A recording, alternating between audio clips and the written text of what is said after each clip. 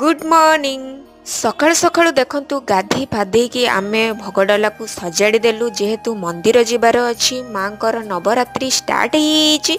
आज मांकर नवमी पूजा सेतिपाई आमे जाई मंदिर रे भी पहुंची जाइथिलु। तापरे आमे दुर्गा मंडप रे भी पहुंची जाइथिलु। मां को भोग डाला अर्पण कर देइथिलु। तापरे किछि समय आमे मंदिर बेढारे बुलाबुली सहित ठाकुरन को भी दर्शन करथिलु। समय परे देखंतु आमे पुष्पांजलि देइथिलु, संपर्क भी हेइथिलु आउ मां को आराम से आमे दर्शन भी करथिलु।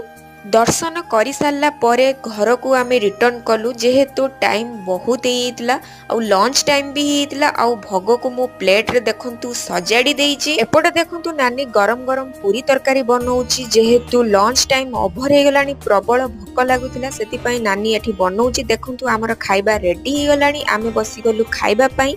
जदि वीडियो आपण मानको भल लागथो प्लीज मो चैनल को सब्सक्राइब करिया पई भूलिबेनी।